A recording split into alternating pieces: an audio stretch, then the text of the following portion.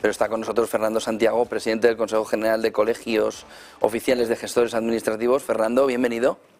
Pues muy buenos días, muchísimas gracias. Y bien hallados, ¿qué dicen? Bien hallados. ¿Cómo están los autónomos y las empresas? ¿Están también bien hallados en estos momentos? Bueno, bien hallados todos y bienaventurados también, pero las cosas no andan bien, no, andan, por decirlo, bastante mal. Las cosas como son, tanto la pyme como el autónomo le vienen malos tiempos, desgraciadamente, en favor de las multinacionales, porque últimamente no hacemos más que legislar para la banca, para la eléctrica y para la multinacional. Y lamentablemente, a pesar de lo valerosos y trabajadores que son nuestros autónomos españoles, viene mala época. Muchas pequeñas empresas además siguen abiertas pero sin actividad. ¿Qué va a pasar entonces con ellas? Bueno, lo venimos diciendo desde hace muchísimo tiempo, que la pyme lo que hace es que la mantiene abierta hasta que pega el cerrojazo del todo, porque no tiene capacidad ni economía para pagar un concurso de acreedores o para tomar la determinación de hacer una disolución, etcétera. Y por lo tanto, lo único que hacen es las mantienen ficticiamente abiertas, en algunos casos todavía quedan abiertas las que están manteniendo artificialmente a los trabajadores a través de esos artes que en su día se crearon, que deberían de haber sido a corto plazo, que ya van camino de su tercer año, y el resto, pues simplemente porque es mucho más barato y más eficiente, vamos a decirlo entre comillas, abandonar la empresa que proceder a un cierre ordenado y legal. ¿Está creciendo la presión fiscal sobre las empresas? Dato importante es la deflactación. Es que no es que esté creciendo, es que si ni siquiera han modificado los impuestos para evitar que la inflación haga su efecto. Está creciendo y mucho. Hay que tener en cuenta además, cuando hablamos de la inflación, en que los datos que se manejan en el mercado no son los reales. O sea, si nos fuéramos al coste de revalorización industrial, ya estamos en más del 40% en algunos casos. La luz es uno de los puntos más importantes en el costo de una empresa, ha doblado, triplicado. El combustible es otro de los grandes costos importantes, ha doblado y ahí sigue. Y como yo muchísimo, y si vamos a la cesta básica de la compra, también en algunos casos ha subido un 40 o 50%. Recordemos que el IPC al final es determinados elementos elegidos de una determinada forma y que dan una cifra que al final no es la real. Lo cierto es que la presión fiscal está subiendo y mucho. Había que haber deflactado los impuestos, no se ha hecho, había que haberlos incluso bajado, había que haber revisado bien el tema de las cotizaciones a la seguridad social y no se ha hecho, todo lo contrario, se han hecho modificaciones en los tipos de tal forma que suba, incluso el tema de los famosos topes. El resultado final es que quien más se ve afectado por esto, como siempre, es la pyme, porque es quien mayor volumen de trabajadores tiene, que están los tipos mínimos. ¿Cómo le afecta a la pequeña empresa ese salario mínimo interprofesional creciente? Es la continuación de lo que estábamos hablando. Afecta de una forma brutal. Mire, el 90 y tantos % del tejido productivo de este país son pymes y autónomos, frente a las multinacionales o frente a las grandes empresas. Las grandes empresas tienen un índice muy bajo de trabajadores cercanos al salario mínimo interprofesional. La pequeña tiene un índice mucho más elevado por el formato de negocio, por el volumen, por el beneficio que da. La subida de más de un 40% desde el año 2019 en el salario mínimo interprofesional, lo que ha hecho además ha sido un efecto escala.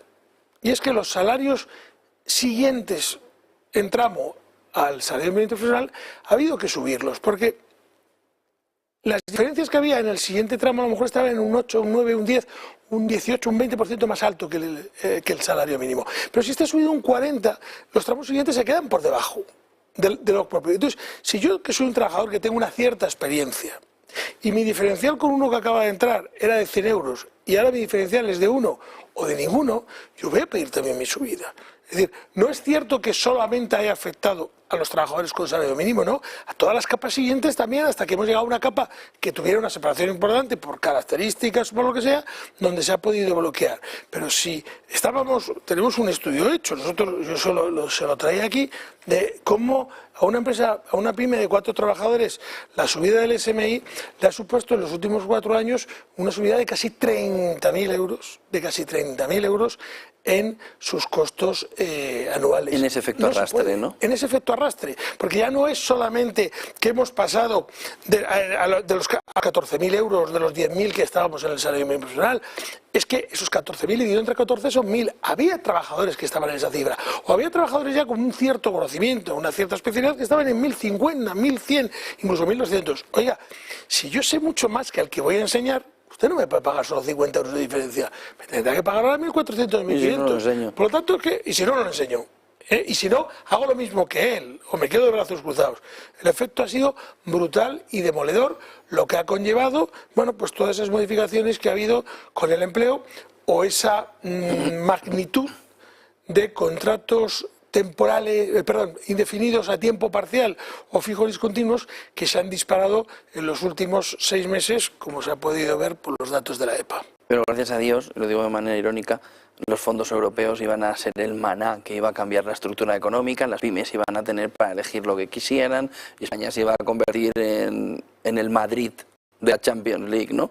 Vamos a encadenar Copas de Europa seguidas. Han llegado los fondos europeos. Permítame que en una cosa tan seria como esta me sonría, no me ría. Me sonría de enfado, me sonría de cabreo. Mire, voy a hacer un artículo de Carlos Segovia, sé que no hay que hacer propaganda, pero hablando de los fondos europeos, en el primer tramo el 80% se han quedado fuera, se han quedado desiertos. De 2.900 millones solo se han dado 600 millones.